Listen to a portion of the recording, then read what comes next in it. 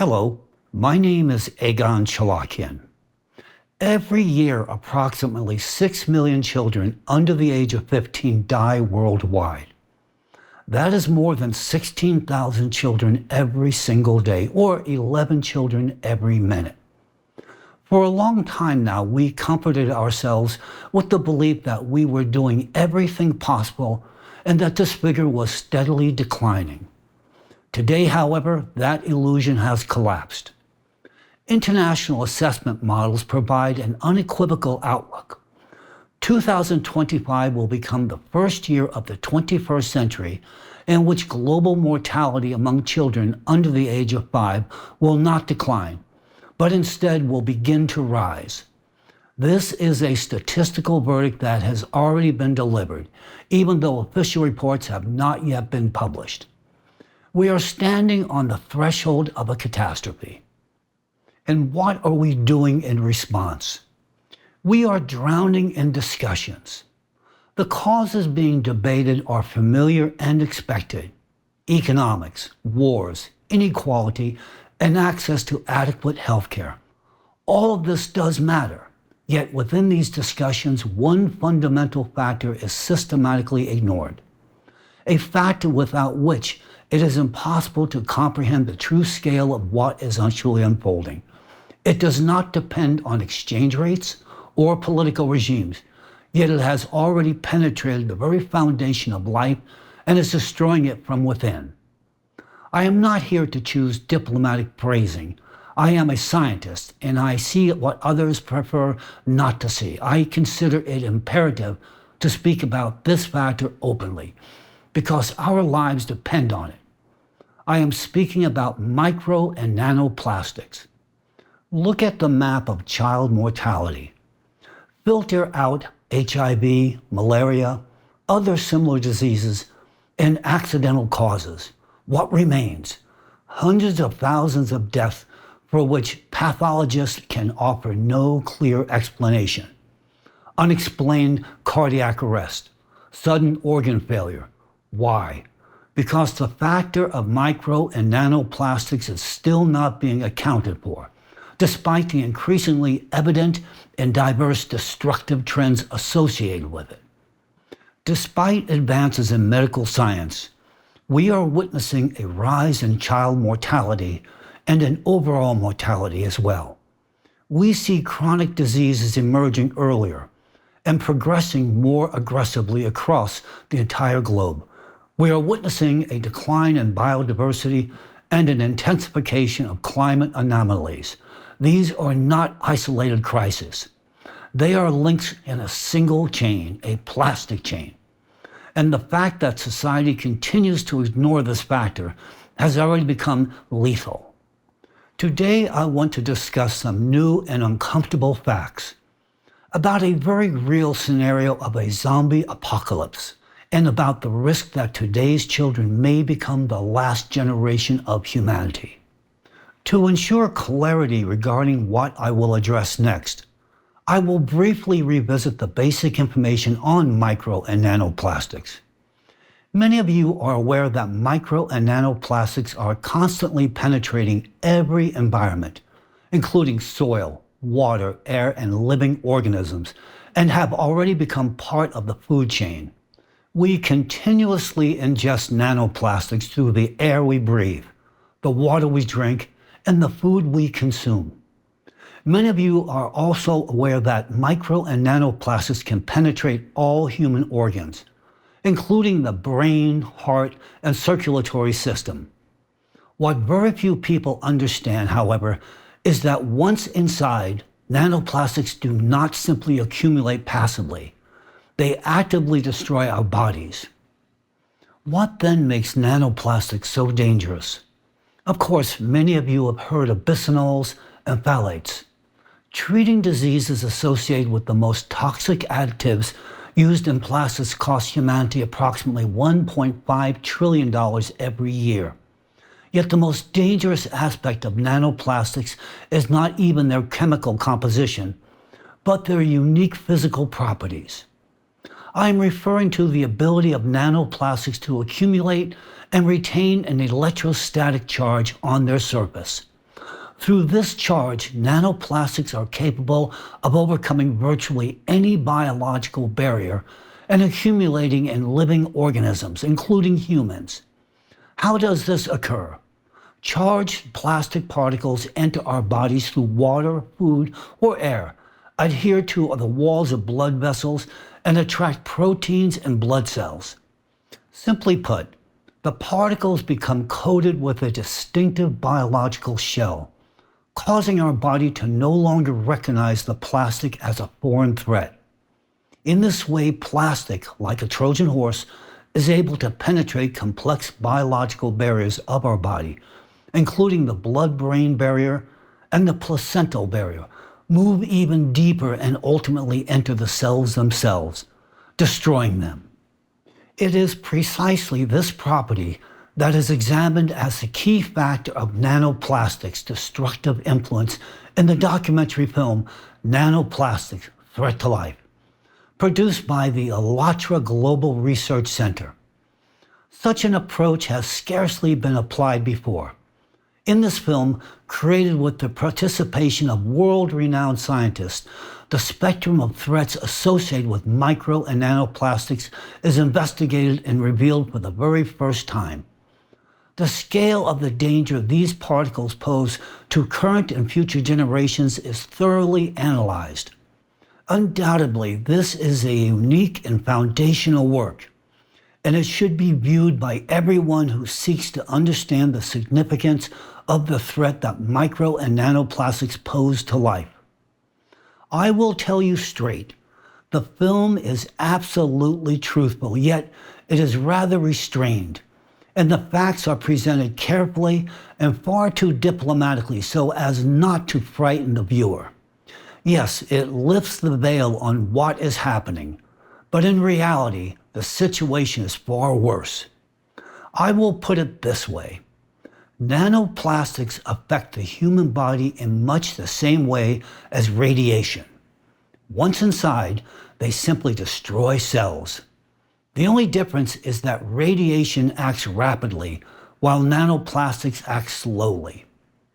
Owing to their minute size and electrostatic charge, they penetrate the body and begin destroying it from within, often imperceptibly and without immediate symptoms. They do not cause an instant collapse.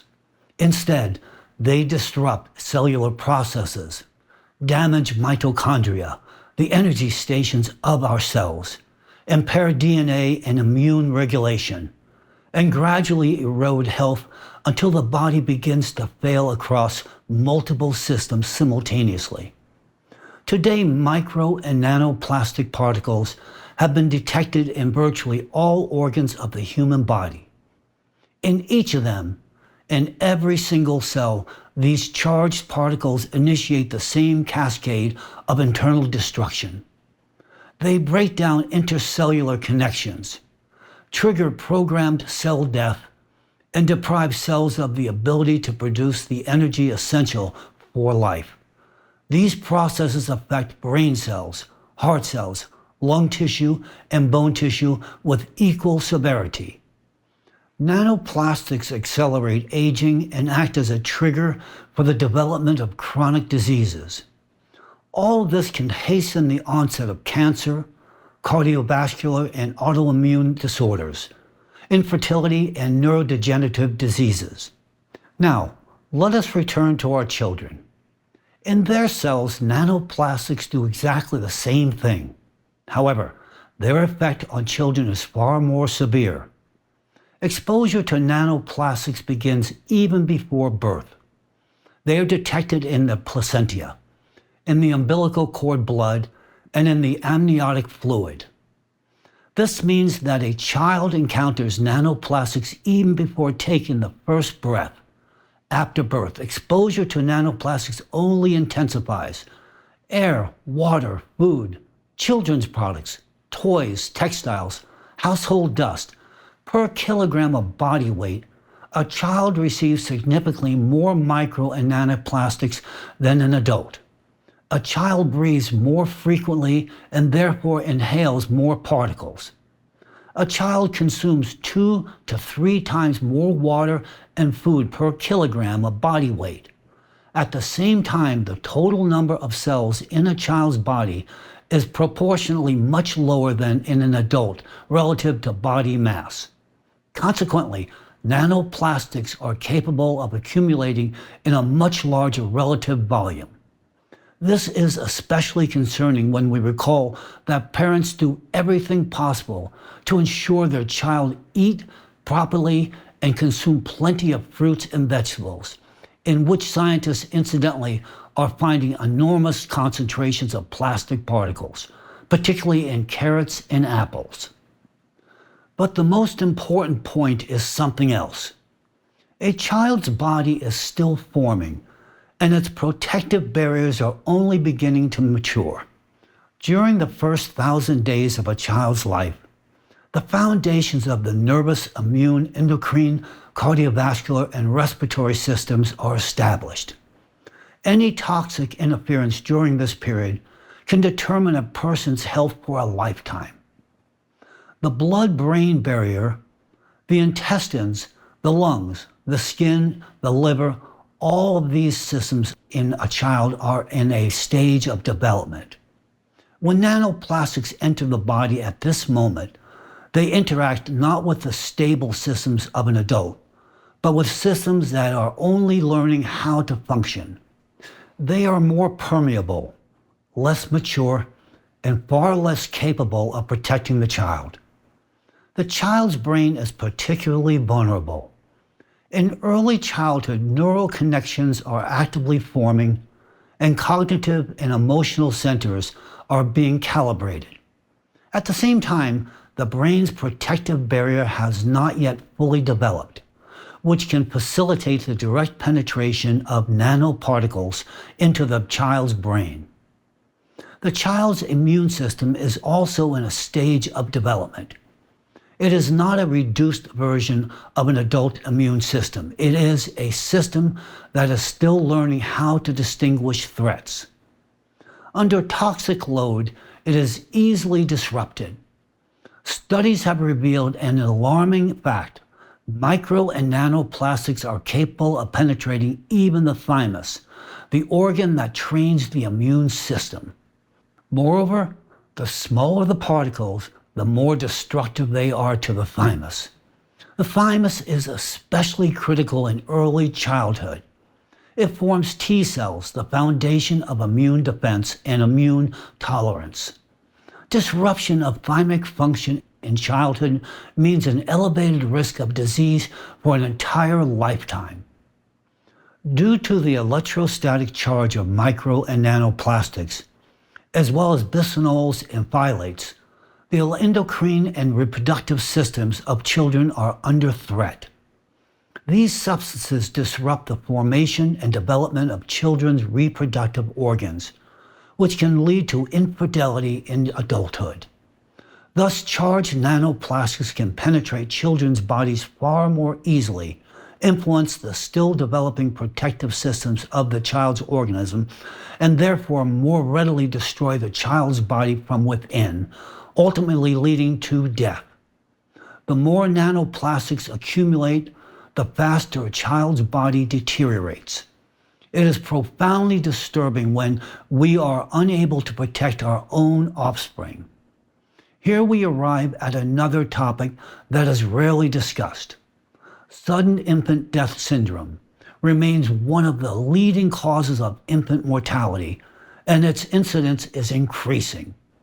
In the United States alone, between 2020 and 2022, the number of such deaths rose by 12%, which may be associated with increasing levels of nanoplastics in the atmosphere. As I have already mentioned, nanoplastics directly impact mitochondria, the energy centers of our cells. As a result, significantly less energy is produced, and cells begin to experience chronic energy deficiency. In order to survive, the cell activates a compensatory mechanism. It increases the number of mitochondria and critically the number of copies of mitochondria DNA. This is the cell's response to damage. Recent studies have shown that in children who died from sudden infant death syndrome, SIDS, the cerebral cortex contained a higher number of mitochondrial DNA copies compared to the control group. This fact is of fundamental importance. It indicates that changes in the number of mitochondrial DNA copies should be regarded as a biological marker of the pathological process underlying sudden infant death syndrome. A logical conclusion follows from this. Exposure to micro and nanoplastics as a factor that induces mitochondrial dysfunction may play a key role in the development of sudden infant death syndrome and other pathologies that lead to the deaths of children. Today, an increasing number of independent scientists are saying that we have reached a threshold beyond which the very quality of human generation begins to change. Within the scientific community, expressions that were once unthinkable are now being heard more frequently. Cyborg infants and plastic children. This is not a metaphor, it is an attempt to describe a terrifying reality. Children are already being born with biological burden associated with the presence of micro and nanoplastics in the body. Moreover, these so-called plastic children have smaller body sizes and less developed brains compared to typical children. This means only one thing. Health problems are no longer the exception. They are becoming the default settings of the human organism. For the first time in history, we are facing a situation in which a factor created by ourselves is being embedded into the biology of the next generation even before it comes into the world. Consider the current state of human reproductive health. Contemporary research increasingly indicates that mitochondrial dysfunction may be one of the root causes of infertility in both men and women. Mitochondrial dysfunction affects not only the ability to conceive, but also the course of pregnancy and the development of embryo at the very earliest stages. Here, a direct connection emerges. As you already know, it is precisely mitochondria that electrostatically charged nanoplastics strike with some of their most destructive effects. The accumulation of micro and nanoplastics in reproductive organs means persistent cellular energy depletion, DNA damage, and disruption of the mechanisms of which the transmission of life to future children depends. In 2025, a study was published revealing the presence of microplastic particles in the follicular fluid of the ovaries in 14 out of 18 women examined. The average concentration exceeded 2,000 particles per millimeter. Can you grasp what that amount actually represents and how enormous it is? This is a fundamentally important finding. Follicular fluid is the very environment in which the egg cell forms and matures. The presence of micro and nanoplastics there constitutes direct interference in the processes that determine the health of the female reproductive system, the quality of the egg, and the viability of the future embryo. The situation for men is no better. In studies conducted by Chinese scientists, microplastics were detected in every single semen sample without exception. Experiments have shown that within the first 30 minutes of exposure, mitochondrial function in sperm cells is disrupted and DNA damage begins. The outcome is predictable. Sperm motility decreases, viability declines, and fertilization capacity deteriorates sharply. Testosterone synthesis is an extremely energy-intensive process that requires enormous resources in the form of ATP. Yet even minimal amounts of electrostatically charged nanoplastics that penetrate mitochondria are sufficient to disrupt their function. This leads to a critical drop in ATP production, which inevitably results in a 60 to 70% reduction in testosterone levels. Such a hormonal collapse directly affects the condition of the blood vessels in the pinna corpora cavernosa, which are responsible for the mechanism of erection. As a result, this initially provokes erectile dysfunction and subsequently leads to complete impotence. Moreover, the problem is compounded by the fact that the electrostatically charged nanoplastics block the transmission of nerve impulses. The consequence is a situation in which, even in the presence of sexual arousal, the body's physical response does not occur, and erection simply does not develop. These conclusions are supported by robust experimental data. In particular, a study conducted by a Chinese university demonstrated that in animals with chronic microplastic intoxication, erectile function was impaired after just 1 month of exposure. At the same time, another alarming fact is being documented. The prevalence of symptoms of erectile dysfunction among men worldwide has reached up to 75%. 75%. Reflect on that number. This is not an outlook. This is what is already happening. We are not dealing with temporary malfunctions, but with persistent disorders that continue to progress. And even those who still retain functionality today are constantly ingesting nanoplastics because the concentration of micro and nanoplastics in the environment, and therefore within us, is not decreasing. It is increasing. Medicine is attempting to compensate for the consequences. Increasingly aggressive drugs are being introduced. The number of surgical interventions is rising, including penile prosthesis implantation, procedures that until recently were considered a last resort. Today, such operations are becoming almost routine for young men. Just take a moment to reflect on that. And what comes next? Will parents start saving for their children not for college, but for penile prosthesis? Or will they give certificates for such surgery as a wedding gift? In truth, there will soon be little sense in this at all, because what exactly are we trying to compensate for in this way? If sperm cells are being massively damaged by nanoplastics at the level of mitochondria and DNA, if egg cells are forming in an environment saturated with microplastics, then such technical solutions do not eliminate the cause. They merely mask the consequences.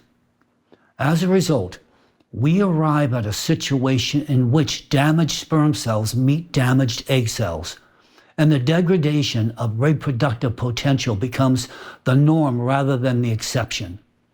Since egg cells and sperm cells are already contaminated with nanoplastics, this means that even the very first cell divisions at conception occur with distortions. Do you hear this? They will not occur someday in the future. They are already occurring. That is precisely why year after year, the number of abnormalities will increase, and this process will unfold at a frightening pace. This is no longer a matter of individual health. It is a matter of humanity's biological future. The accumulation of nanoplastics in reproductive organs is already leading to mass infertility. According to the World Health Organization, 1 in 6 people worldwide is already affected by infertility. According to some scientists' outlooks, by 2045, the planet's population may become completely infertile. At present, we are observing 2 processes simultaneously. On the one hand, the loss of the ability to reproduce fully. On the other hand, the birth of a generation of children who carry micro and nanoplastics within them from the very beginning. The very children who are increasingly being referred to in the scientific community as cyborg children. Combine these two facts to understand what future awaits us. If anyone has not yet grasped it, I will state it plainly. Humanity is already standing on the brink of extinction. The children who have been born now, those referred to as plastic children, will either be incapable of conception, or even if a miracle occurs, and in some of them do reproduce, the health of their offspring will be effectively non-existent. This means that the last generation of humanity has already been born. Everything you have just heard is not science fiction. These are real biological mechanisms triggered by this electrostatically charged nano killer. And I assume a question naturally arises. What can actually be done about this? I will begin with a fundamental admission. The global scientific community is only now beginning to grasp the full magnitude of the threat posed by micro and nanoplastics. Even what is already known today causes the gravest concern among specialists. The situation is further compounded by the fact that, at present, there is no single test or procedure capable of accurately determining the total amount of nanoplastics in a living human being. Yes, it is possible to analyze blood or semen and detect microplastic particles there, but that is merely the tip of the iceberg. The most dangerous threat comes not from microplastics, but from nanoplastics, the smallest particles capable of freely crossing the blood-brain barrier, penetrating the brain and entering cells, destroying them from within. And most importantly, it is impossible to remove nanoplastics from our cells, just as it is impossible to reliably determine their true quantity in the living person. That said, I can tell you about one method of assessment, although it can reveal only one thing, the scale of the catastrophe. If, for example, nanoplastic particles are detected in capillary blood drawn from a finger, this is an enormous warning sign. It means that the capillaries are already affected, and therefore the damage is systemic, involving all organs and systems. Understand this correctly. The detection of nanoplastics in capillary blood does not indicate localized contamination, but rather that they are circulating throughout the entire body, reflecting a high degree of bioavailability and total organism involvement. If nanoplastics are found even in the capillaries, just imagine what their actual quantity must be in larger vessels and tissues. But let us return to the actual quantity of nanoplastics in our bodies. Take the brain alone. Neither MRI or CT, the most advanced imaging methods available to us today, can reveal them. The paradox is that approximate figures for the contamination of human tissues are obtained exclusively through pathological examination, that is, after death. It was precisely through autopsies that we learned a shocking truth. The brain of every one of us already contains a vast and destructive amount of nanoplastics. In those rare cases where in-depth studies are conducted, frighteningly high concentrations of plastic particles are found, precisely in the affected tissues, including the brain, atherosclerotic plaques, and tumors. Anyone who doubts this is welcome to visit a morgue and then proceed to a Raman microscope. Go and see for yourselves. Wherever the appropriate equipment is available, nanoplastics are found. It is impossible to find a person who died from any cause, even from trauma, whose brain did not contain plastic particles, and in enormous quantities. This is not a theory. It is today's reality. If you are in doubt, verify it yourselves. Yet even these post-mortem data represent only a drop in the ocean. The problem is that detecting nanoplastics requires expensive equipment and cutting-edge methods that are simply unavailable to most physicians and scientists. For example, a combined method of pyrolytic gas chromatography with mass spectrometry coupled with vibrational spectroscopy and confocal Raman microscopy, this method makes it possible to identify the presence of nanoplastics, but it is extremely labor-intensive, difficult to access, and most importantly, it can be applied only to individual samples, specific tissue fragments, or blood specimens. It does not provide a direct, comprehensive picture of the entire organism. The outcome is fatal. Millions of people are dying, while medical conclusions continue to list familiar diagnoses, with physicians unaware of the true cause. Behind these diagnoses, more and more often lies the factor we have refused to see for far too long: the external influence of electrostatically charged nanoplastics on the human body. This creates a closed loop. We can only roughly estimate the level of contamination within us and then multiply those figures many times over. After all, the intake of microplastics and especially nanoplastics into our bodies occurs continuously, without pauses or interruptions. And as we have already established, it is impossible to extract them. We can perform plasmapheresis and even filter some amount of microplastics from the blood, but there is no way to remove nanoplastics from the brain or from our cells. They will continue to destroy them one by one. So, returning to this one question, what can we do? How can you specifically protect yourself from nanoplastics? I will take responsibility for saying this to you directly. You can do absolutely nothing. You are free people, and you have the right to do whatever you choose with your lives. But I would strongly advise against listening to those who claim that you can somehow isolate yourself from the intake of nanoplastics into your body. We cannot protect ourselves from it because virtually all the plastic humanity has ever created still exists within our biosphere. It is constantly breaking down into micro and nanoplastics, which means it will enter our bodies continuously through air, water, and food. This issue is not hiding, but minimizing time spent in zones of lethal concentration. I have said this before, and I will repeat it.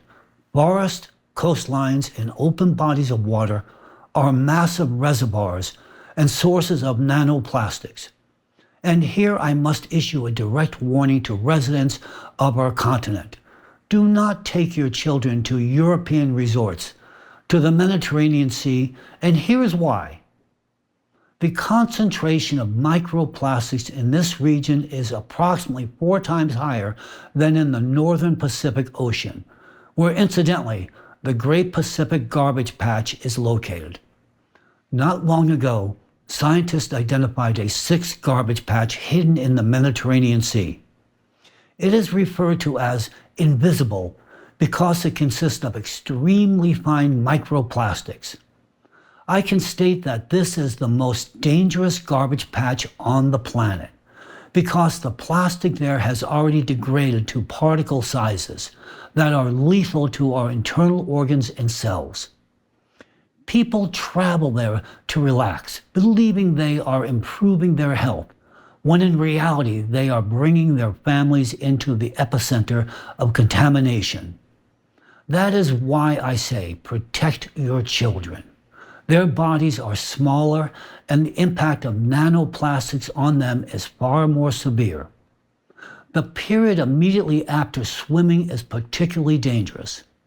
If you leave the water and lie in the sun while still wet, transdermal penetration of nanoplastics occurs. This, among other factors, explains the rise in skin cancer cases. Everyone who breathes the air near the Mediterranean inhales extreme doses of nanoplastics. This is an area that, at very least, should have been designated an exclusion zone 5 years ago, and realistically 10 years ago. It is a zone where no one except specialists should be present, due to its extreme danger.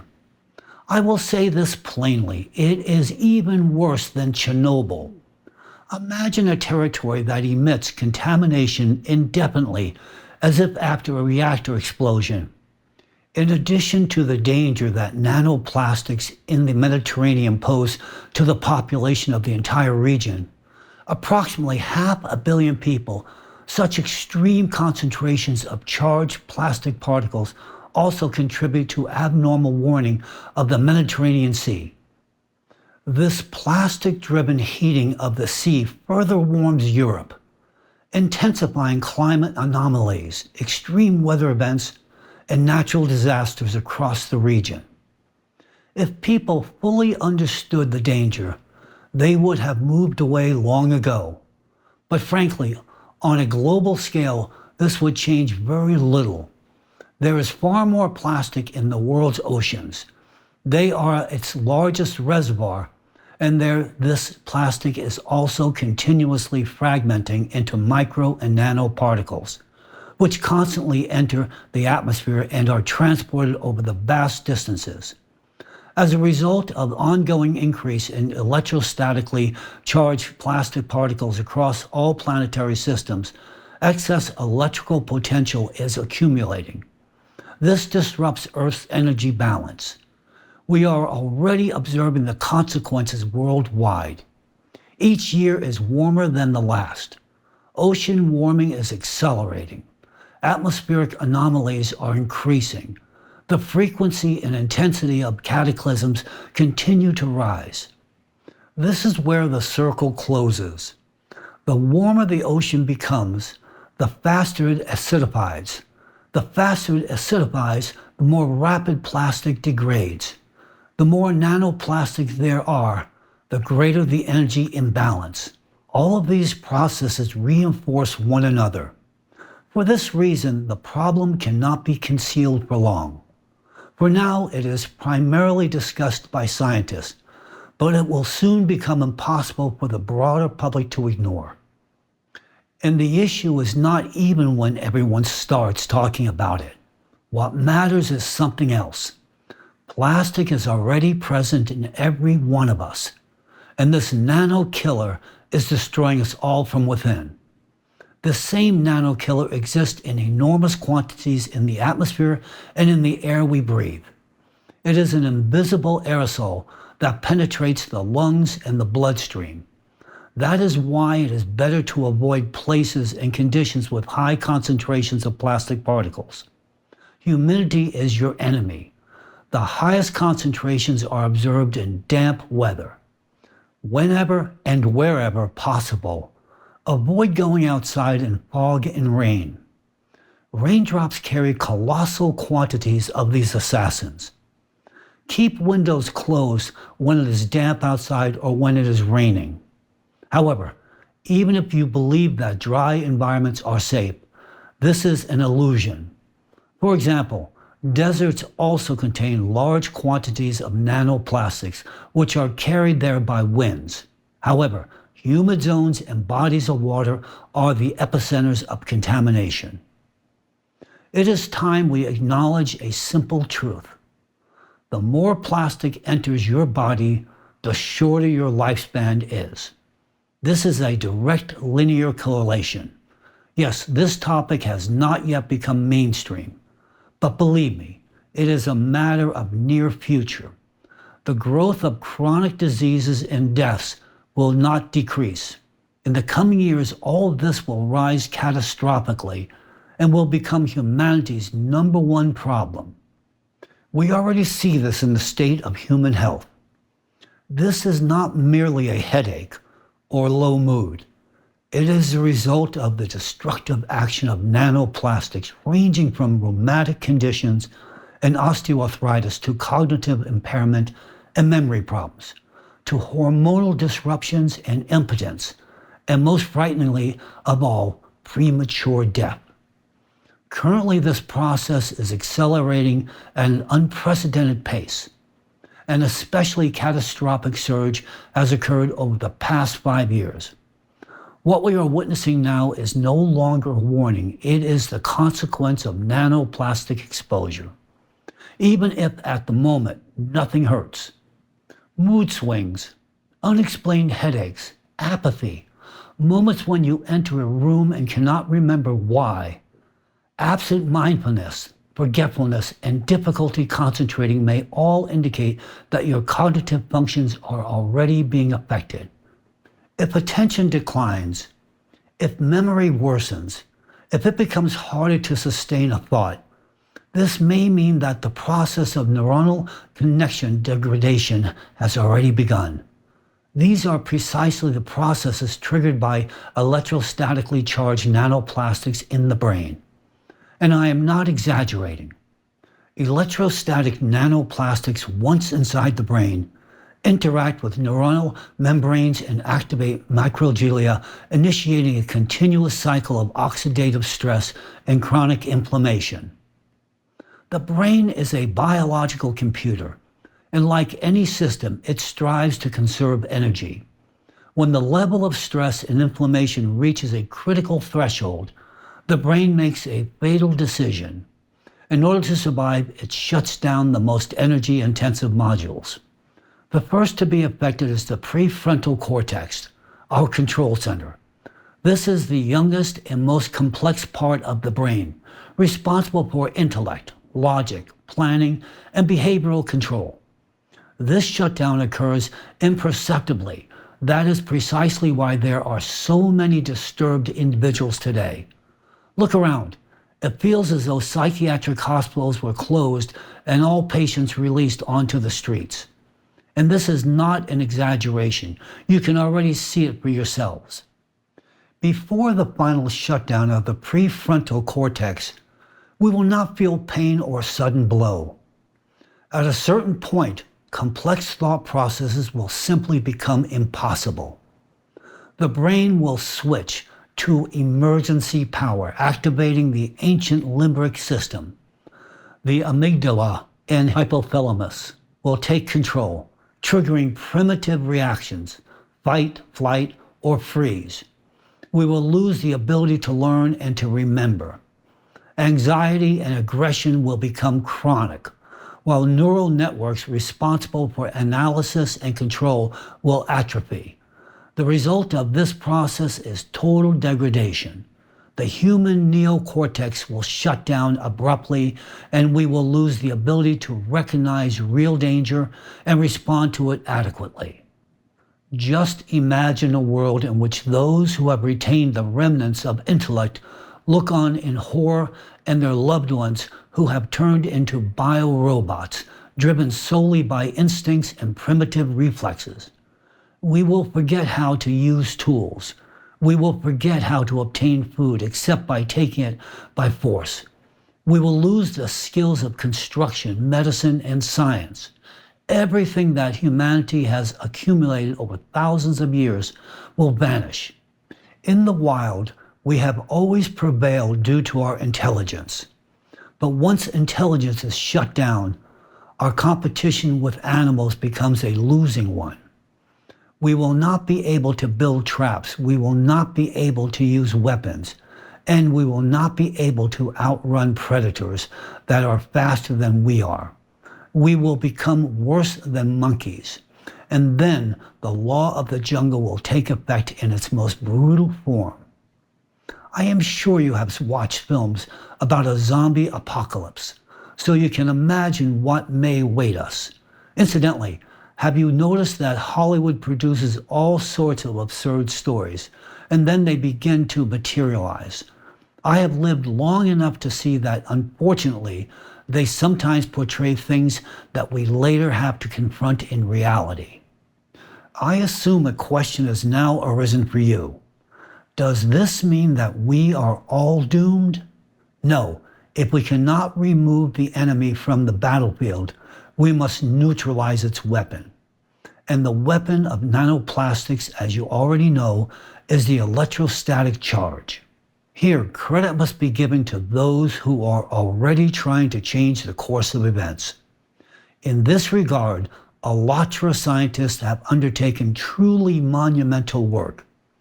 What we have done in the ALLATRA movement by establishing the true cause of the catastrophe is not merely a scientific breakthrough. It is an invaluable gift to humanity.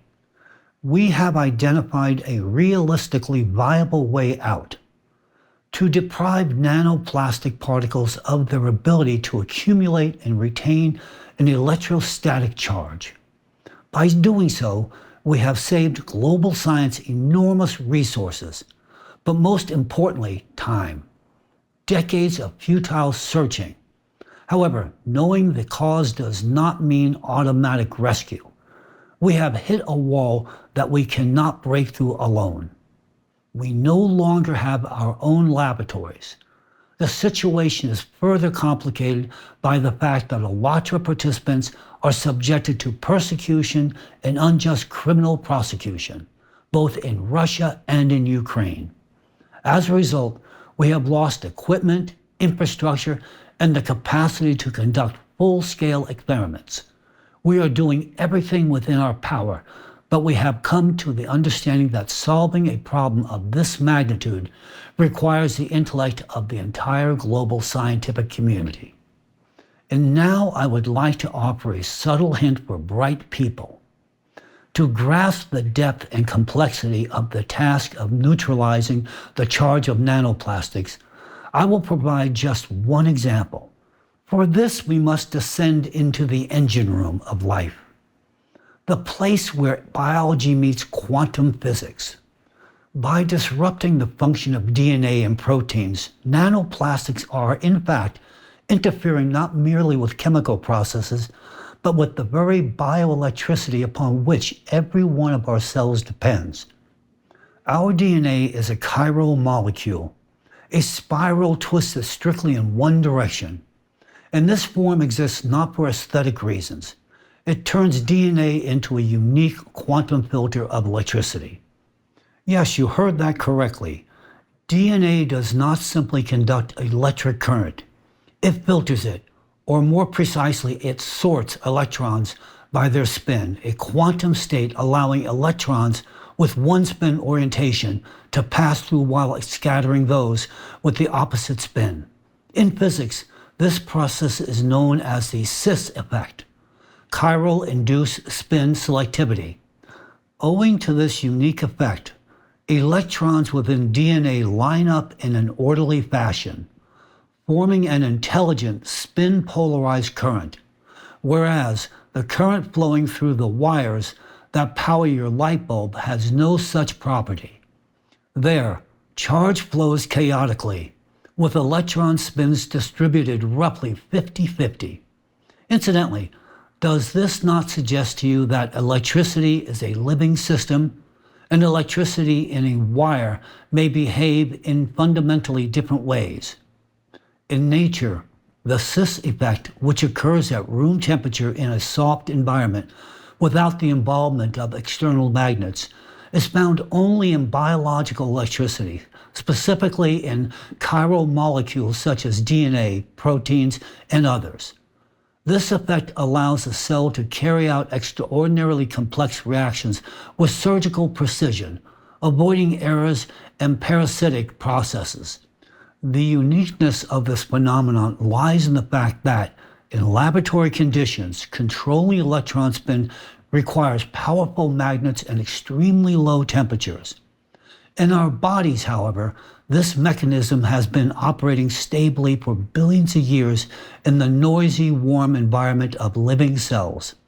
And yet it is precisely this most delicate tuning that electrostatically charged nanoplastics strike. Nanoplastics are achiral and electrostatically aggressive. When they absorb onto DNA, they disrupt its chirality and the quantum filter is effectively switched off. Instead of a coherent signal, the cell receives a chaotic electrical noise.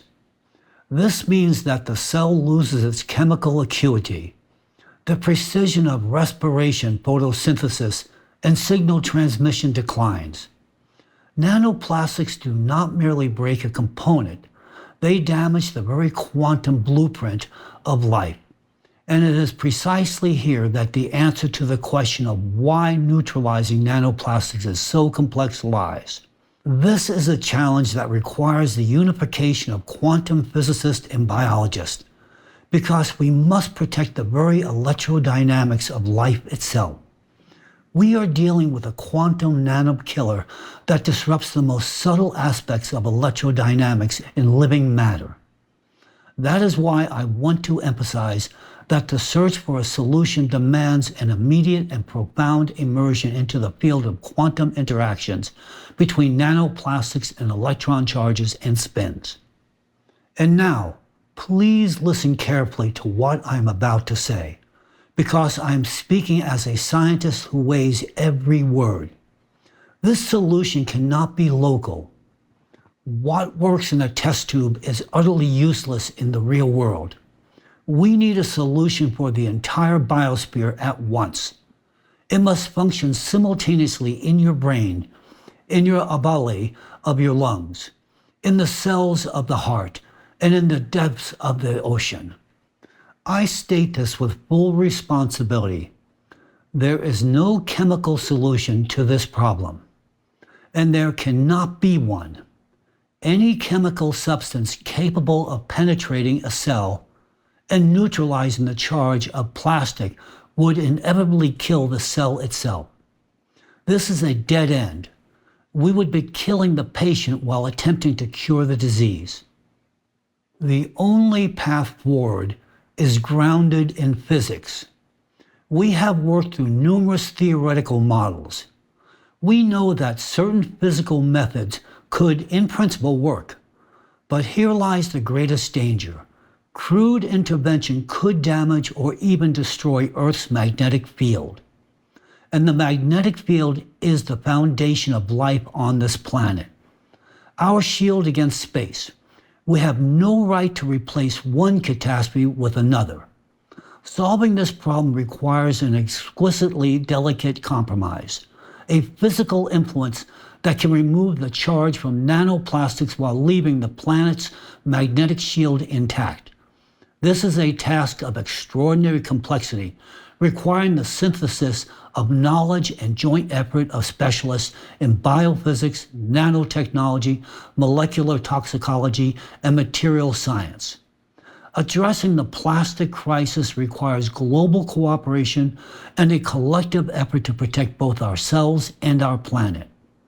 Who will ultimately find the solution? We do not know. Perhaps it will be a team of scientists, or perhaps the insight will come to you while you are simply sitting on your couch, exhausted after a long day. Insight does not choose titles or credentials. Humanity is facing a challenge unlike anything it has in the past. However, if a problem exists, then a solution also exists. The only question is whether we will find it before the point of no return is crossed. We have opened the door, but entering it and defusing the time bomb is something we must do together. We have identified the root cause of the process. Nanoplastics must be deprived of their electrostatic charge. Once this happens, they will instantly become inert, figuratively speaking, turning into ordinary dust and ceasing to pose a lethal threat to human health and to the planet's ecosystems. The consequences of this step would be global. Natural self-restoration mechanisms of the environment would immediately be set in motion. Heat exchange in the atmosphere and the ocean would begin to recover. Excess heat from the Earth's interior would once again be able to dissipate freely into space. The ocean and the atmosphere would start returning to a state of equilibrium. And then perhaps, and I do emphasize perhaps, the Siberian magma plume will not be activated. However, for this to be achieved, in addition to neutralizing nanoplastics, one more critical condition must be met. The experimental equipment, which had functioned precisely in the area of the Siberian magma plume for 10 years and had proven its effectiveness, must be restored to operation. There is a chance, but it requires immediate action. Now I am addressing you and your common sense. Those in whom it still remains. Unfortunately, many are no longer capable of grasping the scale of the threat. Some have been broken by totalitarian regimes. Others have been conditioned by the system to stop thinking, shifting responsibility onto governments, doctors, or anyone at all. And some, most frightening of all, due to already accumulated pathologies in the body caused by the same nanoplastics, are no longer capable of critical thought. The mind is clouded. The will is paralyzed. That is why we are standing on the edge of an abyss. And yet, we continue to make plans decades and even centuries ahead. I am addressing everyone, especially parents with children. We think about a future home for our children and grandchildren.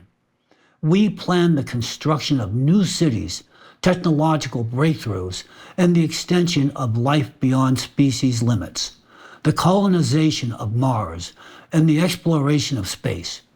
But the future we so strive for and so deeply desire is rapidly turning into an illusion, at exactly the same speed with which nanoplastic particles penetrate our brains and our cells.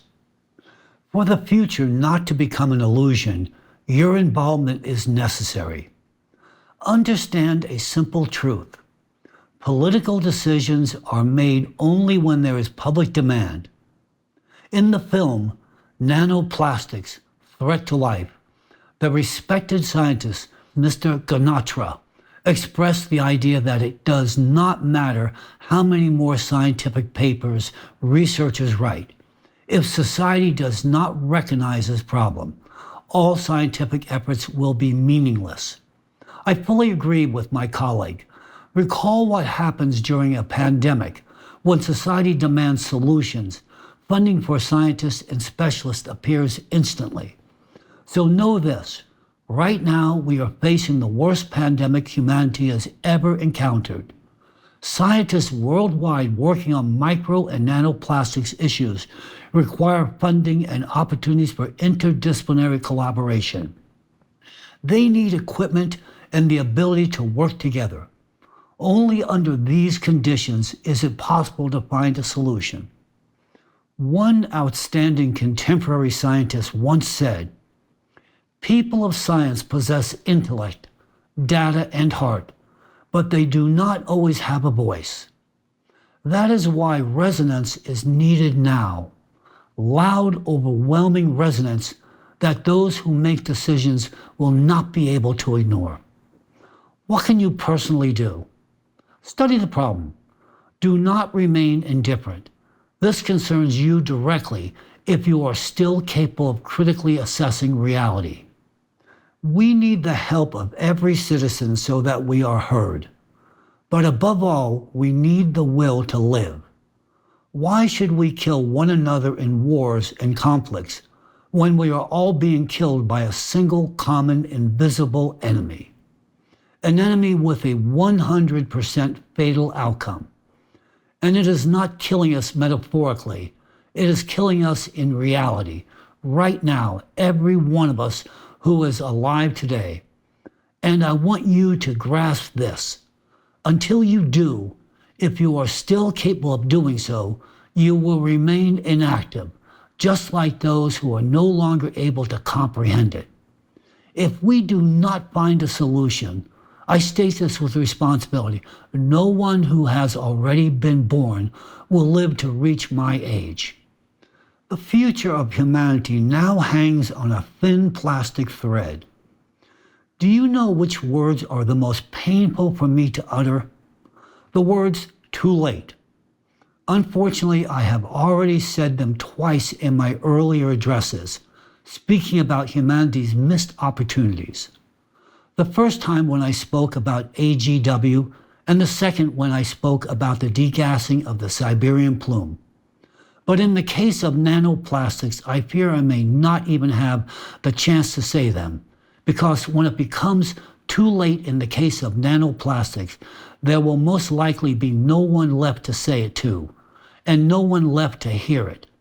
We are balancing on the very edge of this abyss right now. Every day of silence and inaction brings us closer to a line beyond which there will be no solutions, no laboratories, and no prayers. There will be only science and disintegration. I want to hope for something else. I want to believe that for every person listening to me now, their own life, as well as the lives of their own children and loved ones, has value. I believe that we, as humanity, are capable of choosing life, because life is worth fighting for.